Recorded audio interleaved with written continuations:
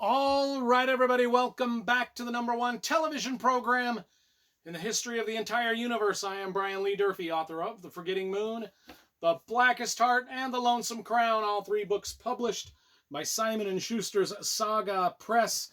Today I'm going to be reviewing Crime and Punishment by Fyodor Dostoyevsky. I hope I pronounced those correctly. Now, I've often said that Tolstoy is one of my favorite writers of all time. He is a Russian writer, much like Dostoyevsky.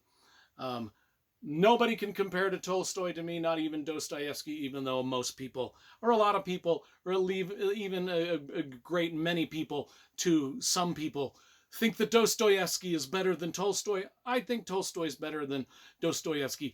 And my reading of this book did not change my mind at all. If anything, it confirmed in my fact that Anna Karenina and War and Peace are just better books than anything Dostoyevsky ever read. So knowing that, we can launch into this review. Let's talk about the cover first. There's been so many printings of this book. This is the one I happen to have. It's a paperback. It's one of the Signet classics. The cover is, it's pretty bland, but it's all right. There's a map in here. There's a map of St. Petersburg and all the places our characters are going to visit. So there is that. That's kind of cool. Now, this book was written in 1866. It was a serialized novel. In other words, it came out in bits and pieces in little newspapers or whatever they had back then. And then once the whole thing, and people read it like it was a weekly thing, like they read. And then by the end of the year, the whole thing was done, and they put it into a book, and now we've got what we've got today. I will tell you exactly why I decided to read this. I did read the Brothers Karamazov and left a review on the channel already. That was about 4 or 5 years ago. And so if you want to watch that review, just type in my last name, Durfee, into your YouTube search bar, and then the Brothers Karamazov, and the book review will magically appear upon your television screen through some sort of pagan sorcery I don't quite understand. But anyway, just do it if you want to watch that video. Otherwise, just keep going and we'll talk about this book. I was going to say, the reason I picked this book up was because I was watching, of all things, some Jordan Peterson videos where he was talking specifically about how much he loves Dostoyevsky. I think the guy worships at his feet, from what I could gather of the videos. And I was like, well, that inspires me to, I remember reading the Brothers Karamazov, and okay, Jordan Peterson's talking about crime and punishment a lot in these videos. That inspired me to pick it up and read it. So, this book, throughout time, has been compared, it's been read as a psychological thriller, a case study in the criminal mind, commentary on social problems, a work of high philosophy, an allegorical prose poem rich in classic tragedy tropes and symbolism, criminal justice reform, legal reform, poverty, wealth, status of women, and education, and those that aren't educated, hope for the future. These are all the things that people have read into this book. And modern readers, like Jordan Peterson, see Dostoyevsky as almost a seer for what's going on in our world today. Overall, that's kind of the theme. That's a big theme. That's a lot of shit packed into. People have read a lot of stuff into this book.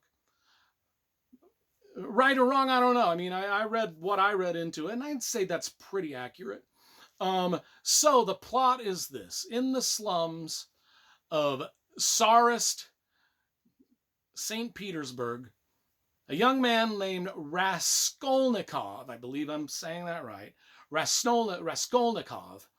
He's kind of a jealous young man. He's kind of jealous of his sister, who's marrying into a rich family.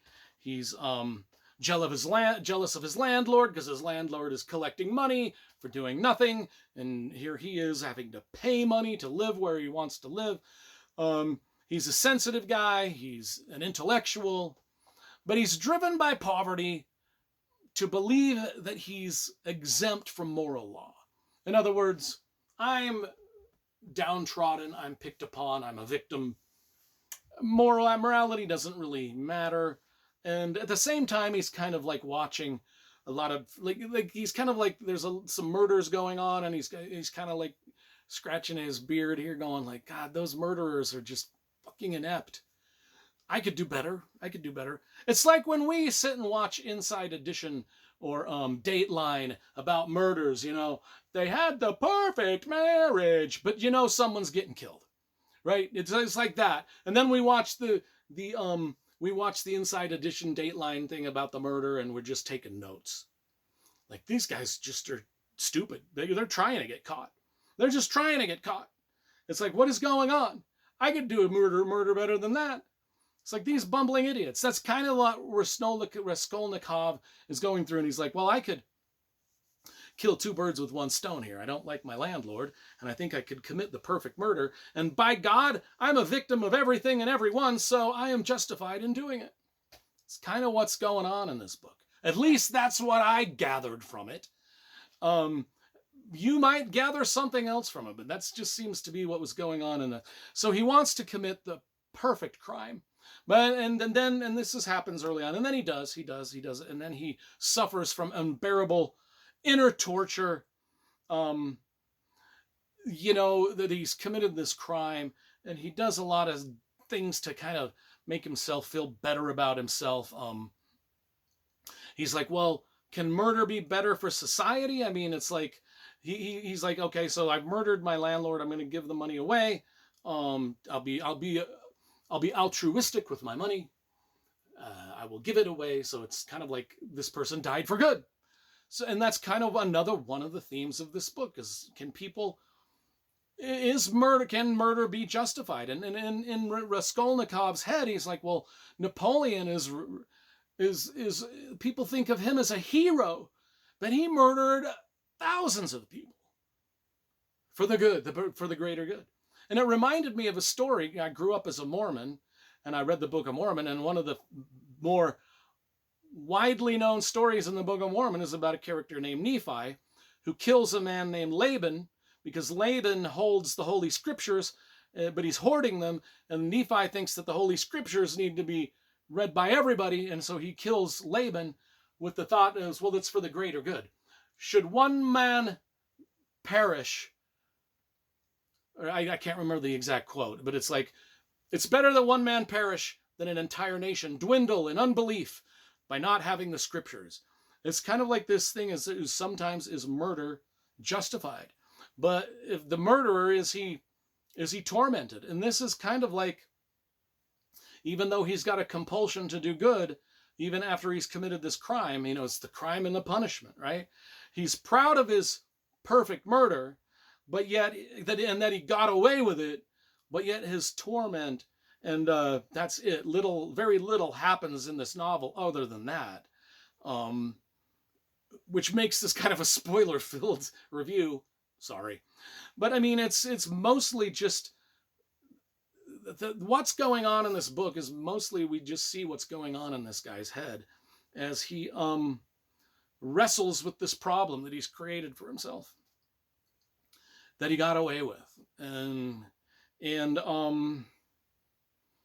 that's it. I mean, that's kind of it. I was kind of like, okay, this is like a one-act book. I mean, not much as, and maybe you guys think I'm just crazy. Maybe you guys saw a lot more in this than I did.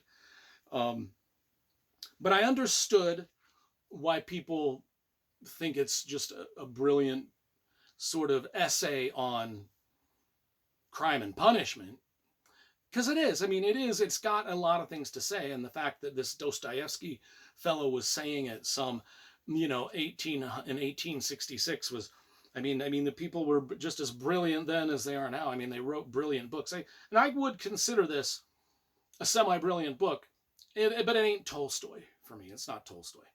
I mean, I'm reading The Count of Monte Cristo right now, and oh my God, that is just a fucking phenomenal book. And I can't wait to make a review of that. But anyway, I am going to give Crime and Punishment, just because I was just kind of going into it with such high expectations.